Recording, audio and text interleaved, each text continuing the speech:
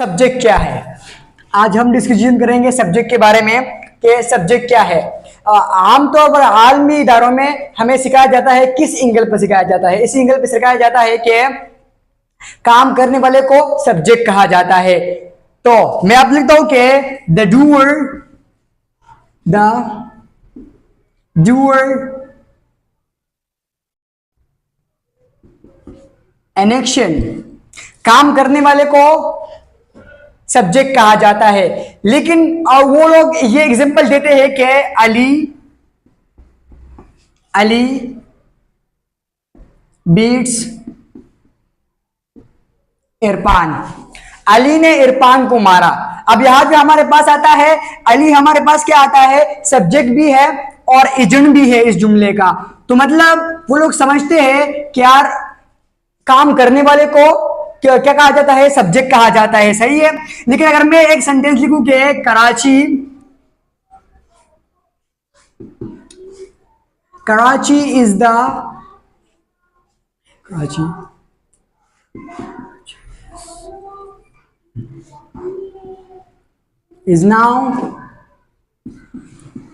is the city of light. Karachi is now is the city of light. Karachi को रोशनी का हार कहा जाता है। लेकिन यहाँ हमारे पास कराची, तो हमारे पास हमें पता है कि कराची क्या है? सब्जेक्ट है।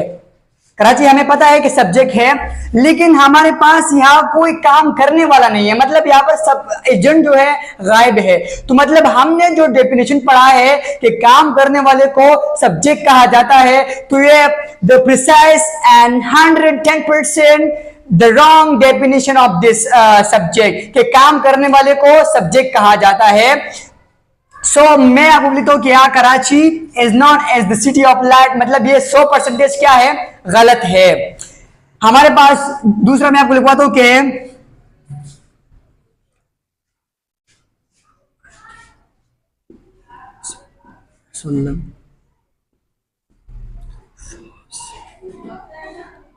was said is the last of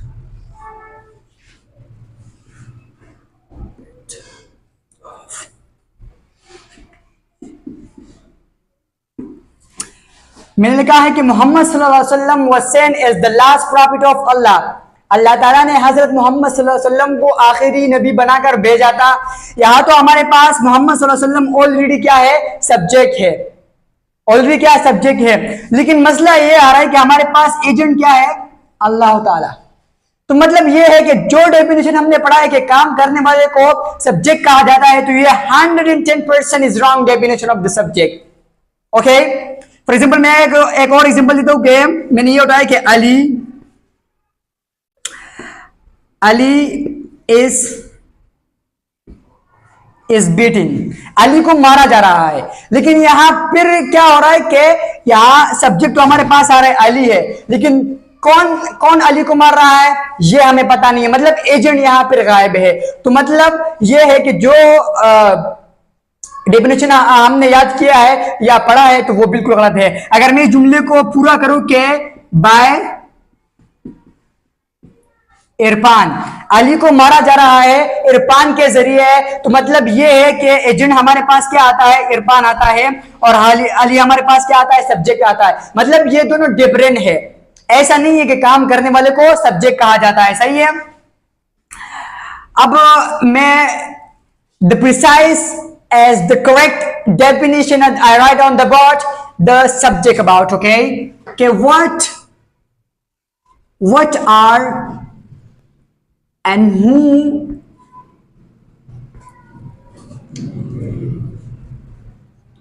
who is the in sentence about is called subject। ये मैंने कहा what are and who is the sentence about is called subject। काम करने वाले को नहीं, बल्कि ये जुमला किसके बारे में बना है और किस शे के बारे में, या जुमला किसके बारे में बना है या किस शे के बारे में बना है, इसे सब्जेक्ट कहा जाता है। फॉर एग्जाम्पल मैंने यहां लिखा कि अली बीट्स इरफान।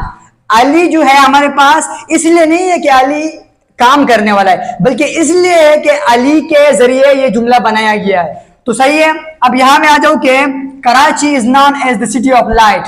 तो यह हमारे पास, तो आपको पता है कि सब्जेक्ट है, लेकिन ये इन एक्शन सेंटेंस है, तो यह क्या है, यह हमारे पास एजेंट नहीं है। मतलब ये है कि काम करने वाले को एजेंट कहा जाता है। तो मैं यहां लिख दू कि the doer in action is called agent. मतलब यह है कि एजेंट और सब्जेक्ट दोनों बहुत ही अलग है। सो आई होप आपको समझ आ गया होगा कि सब्जेक्ट क्या है और आप लोगों ने समझा। और अगर आपको मतलब अगर यहाँ सबको समझ आ गया है तो मतलब जो देख रहे हैं उनको भी समझ आ गया होगा। तो आई होप मैं ये चाहता हूँ कि आप लोग सब्सक्राइब करें और बेल आइकन को बिल्कुल ना भूलिए। Thank you very much. इंशाल्लाह फिर